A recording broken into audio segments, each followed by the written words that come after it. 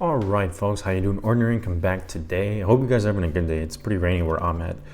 Really rough start to May, but it happens with the weather. April showers, May flowers, and I guess we're extending the April showers into early May showers as well. But so far, not too bad. I hope you all have enjoyed.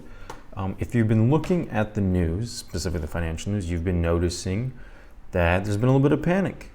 In particular, there's a meeting coming up. The FOMC is meeting today and tomorrow. And I think tomorrow at like 2 o'clock Central, maybe 1 o'clock Central. I actually think it's 1 p.m. Central. The notes are going to be released.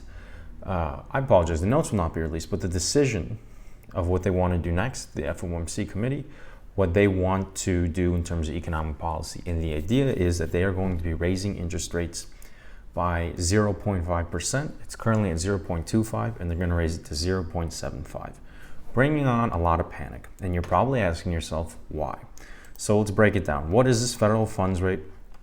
When I say that they're going to have a rate of 0.25%, it means that when banks want to lend to each other overnight, they want to give each other money, they do so with an interest rate. And that interest rate is set by the federal funds rate. It's the rate at which commercial banks are borrow and lend their excess reserves to each other overnight. So let's say you have $1 million you're trying to get, like JP Morgan is, and they go to Citibank and ask for it. Citibank will toss on, I think at max, 0.25% onto that. So it makes it very easy to borrow and lend money. How does it impact the consumer when banks have an easy time borrowing and lending money? Well, it says right here from this article from the Balance that when the Fed lowers the rate range, banks are able to offer lower interest rates on everything from credit card rates to student and car loans. Meaning that when banks are able to lend and borrow money at a low rate, that kind of has a domino effect to the fact that we are able to obtain credit at low rates, which means the opposite is true, that when the banks have a harder time getting money, aka there's a higher interest rate for money, that they have to pay more to obtain it, we also follow that same policy. It kind of comes back down to us as well as consumers that things for us get a little bit tougher to get credit. There's more interest on it. Meaning that there's going to be a larger expense for yourself. You're going to have a larger interest expense. Whether that means student loans, you're paying more interest. If you're a business and you got a line of credit, your business now on the accounting side will have to, I believe you debit interest expense more per month and you would credit cash. There you go. So the idea being that we are now going to be paying more money to obtain loans and obtain credit and all that. And there's some more examples here that there's going to be adjustable rate home loans become cheaper when there's lower.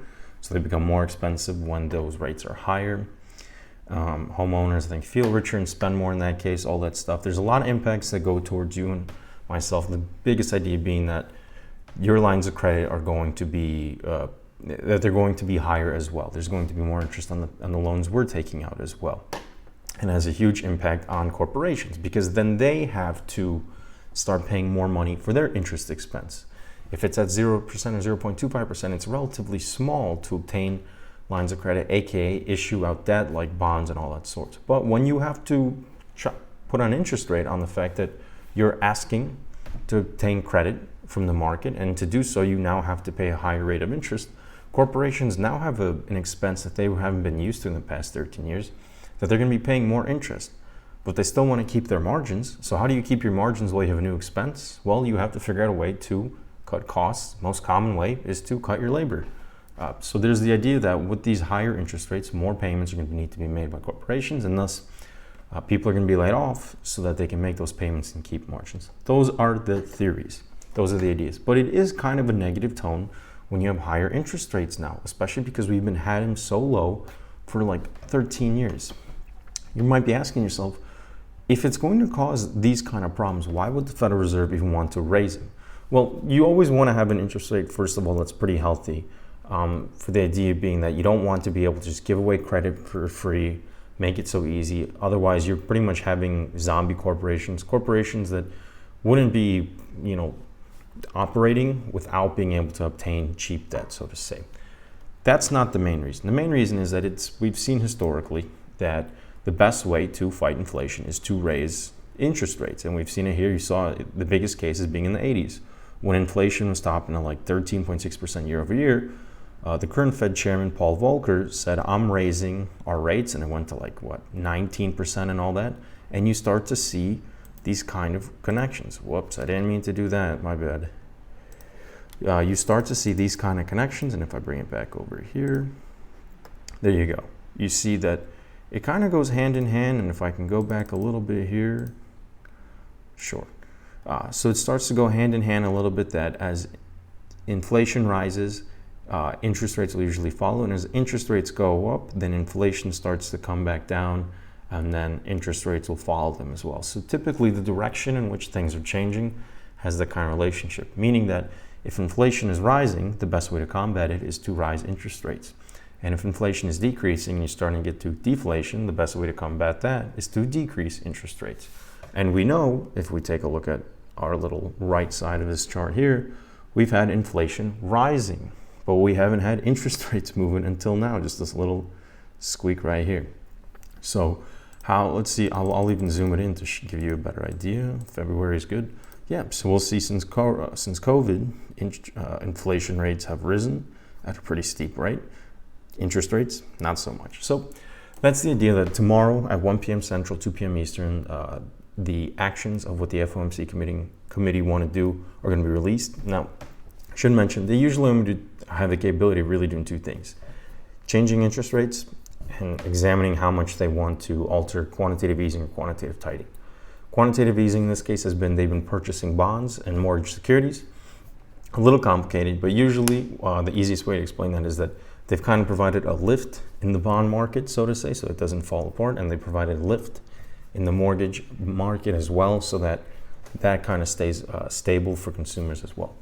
They've already made proclamations that they're changing that. They were purchasing, I think, 120 billion total a month, and they stopped that. And now they're saying they want to reduce by 95 billion a month, meaning they want to reduce 60 billion of their bond purchases and 35 billion of their mortgage-backed security purchases until they deem it's like healthy or whatever. I don't know, it's up to their discretion, which is kind of weird, but because nobody knows if their discretion is the right one.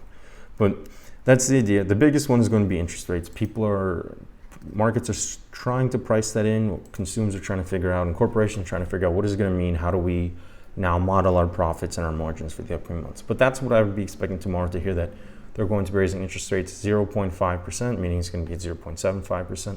I'll have a breakdown in about 2 days. After the news comes out tomorrow, I'll take a little bit of time, digest it, see what other notes are in there, and then I'll put out a video on Thursday morning talking about it, what their decisions are and what it means, and what we're looking at what it means. But that's just a primer, so that if your friends or your family are asking like, oh, there's going to be this decision, what does it mean? You can say, well, they're changing the rate at which banks are going to be able to borrow at each other. It's going to cost banks more to be able to borrow and lend money overnight.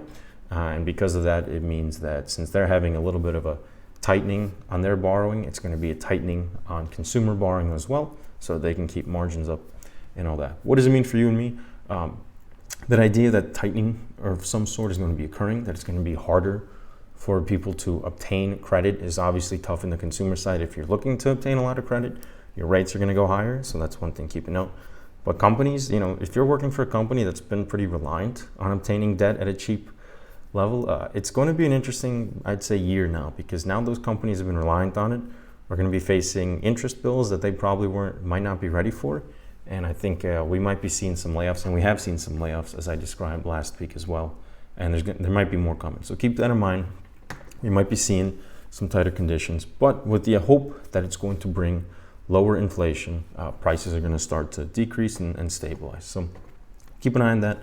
Let me know your thoughts. Let me know your opinions. Just trying to get you guys all primed up so that when you see the news come out tomorrow, if you see anything hit your feed, you'll have an idea of what it all means. So that's all. Let me know in the comments your questions, your concerns, your thoughts, or if I messed anything up. And I'll catch you all later, and I'll leave my Twitter link for you all to engage. Have a good one.